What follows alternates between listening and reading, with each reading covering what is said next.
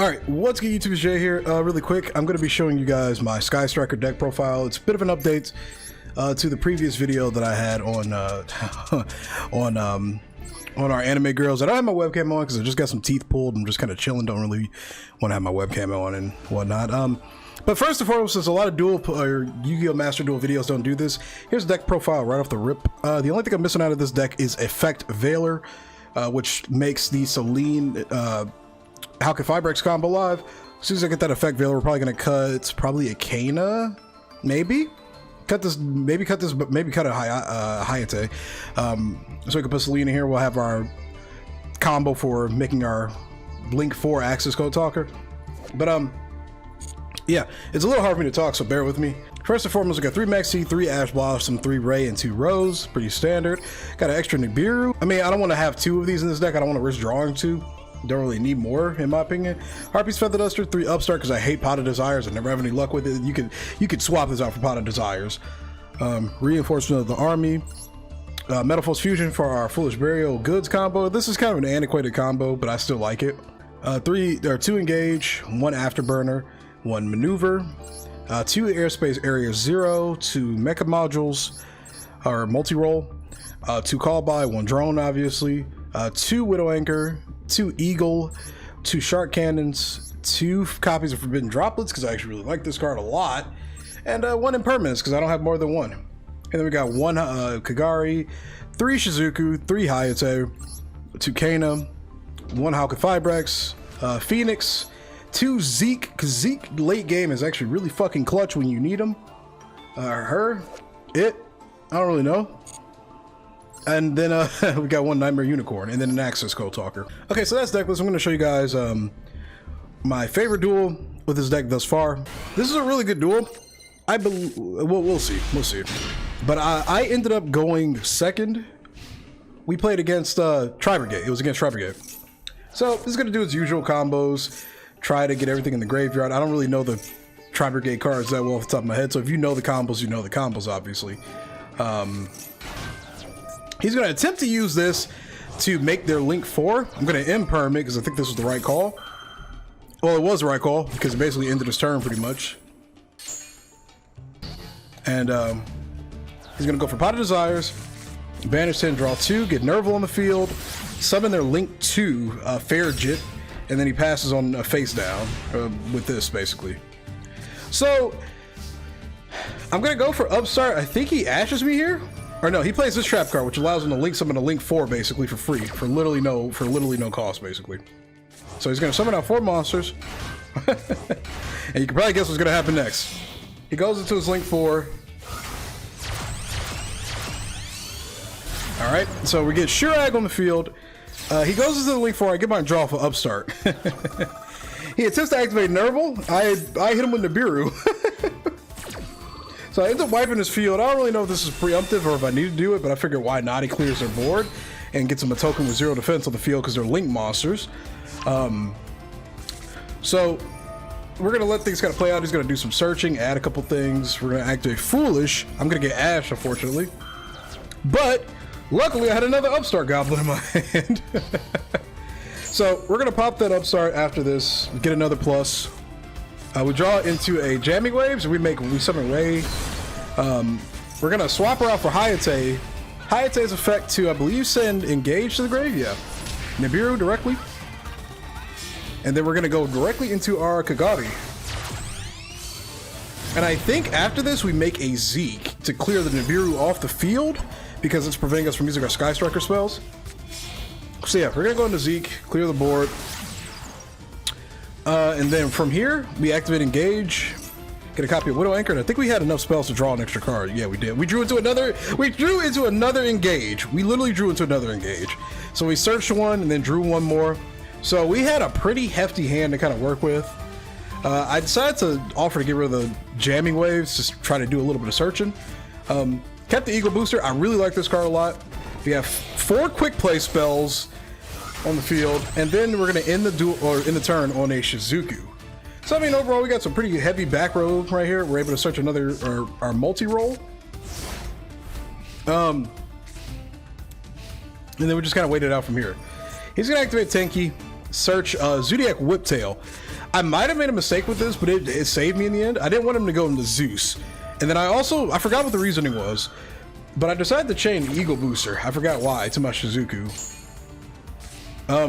I chained that, I guess, in the event that he was able to get Zeus out somehow. I don't know. It was kind of preemptive and probably not really necessary. It doesn't change much of the game state. But we would have anchored his whip tail to prevent something from happening, basically. And we're going to use airspace on our shark cannon because it's really not necessary right now.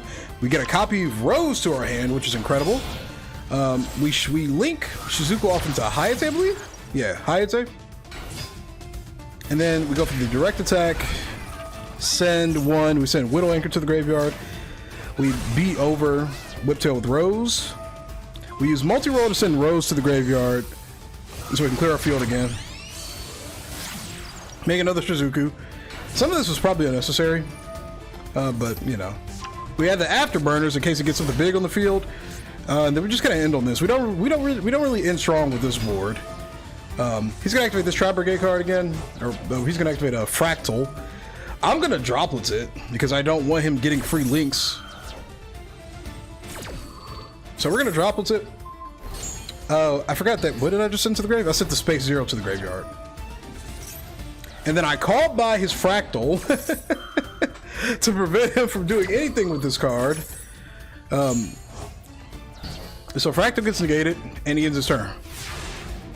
I know this commentary is a bit all over the place, but again, it's kind of weird talking with this. I have a stitch in my mouth. We're gonna make our third and final Hayate, I believe. Yeah, that's our third Hayate. We're gonna offer to send another copy of Ray to the graveyard. So the reason I sent the copy of Ray was just in case he drew another call by and banished Ray in case we tried to use her. I just want to have the backup there. We don't really need anything else in grave. Unfortunately, our Shizuku gets ashed here. This duel is actually really good, though. We're going to get ashed. I'm just going to wait out the turn, basically. I did draw into a copy of Max C, which is pretty nice. So I'm going to let him do his thing, activate this effect of a Fractal. I'm going to chain Max C, hopefully get a few good draws off of it. And then he had an Ash. He had another Ash Blossom for our Max C, unfortunately. So double Ash, Max C gets negated. And we're kind of in a bit of a pickle here. He's going to summon Shurag. Shurag's going to get rid of my Shizuku. I'm going to activate Ray Effect to get her on the field. I probably could have waited on the timing on that one, but it doesn't matter. I go into Kana. I use Kana to prevent Shurag from attacking me. And I think I was just hoping I just top decked here. I'm going to use multi-roll on our other multi-roll. Activate Afterburners to give it a Shurag in that back row. And then Rose effect triggers because Shurag goes to the graveyard. You know, when your opponent's Link monster goes to the graveyard, or their extra deck monster, I believe. Yeah, their monster that they had in the extra monster zone. When it goes to the graveyard from the extra monster zone, you can summon Rose. I'm explaining this for the people that don't know how some of the Sky Striker abilities work. Rose comes back. She negates Fractal's abilities. I go into another Kana only because it allows me to prevent Fractal from attacking. So, and then we get a few sets. We get Widow Anchor, and I think that's it. So this can attack, not that it really matters. He still has the main ability of it. He summons this thing, which kind of threw me for a loop. I don't know if this is common in Tribrigade, but it's Double Dragon Lords, Ancient Warriors, Oath, Double Dragon Warriors. I mean, it has just a good quick effect of sending one card from your hand or the field to the graveyard, then sending one of your, or returning one of your opponent's cards. So I mean, that's pretty good. He's gonna get rid of the Kana, which triggers my Ray. He's gonna attempt to make Zeus by going into Tiger Mortar. So I activate Rose effect to go into Kana, negate Ancient Warriors attacking abilities again, and then I Widow Anchor his Tiger Mortar because I do not want him summoning Zeus. I know what he's gonna do. He's gonna summon Zeus. So he's gonna link off these two because one can attack into a Link 3 Rugal the Silver Steel, I believe. All these cards are new to me. Honestly, I don't really play too much. I've never played Tribrigade that much IRL. I've only really played it on Master Duel. Multi-roll is going to activate again. We're going to get another copy of Widow Anchor on the field. And then he's going to get his Tiger Mortar back. So again, we're top decking here. I draw Upstart. So I activate multi-roll on Widow Anchor, and then I trigger the Widow Anchor against his Rugal, which is going to negate the Rugal, and I get control of it. And then, yeah, we have the benefits of multi-roll, so he can't activate anything in response. I'm going to go over the Tiger Mortar. Play my upstart. I was afraid to do this because of him gaining more life points. We get our copy of Engage back, and at this point, I'm kind of convinced he can't kill me. But I was just kind of praying at this point. He didn't draw anything good. I debated on activating the Harpy's Feather Duster here. Glad I did not, and you'll see why. We're going to go for our Engage.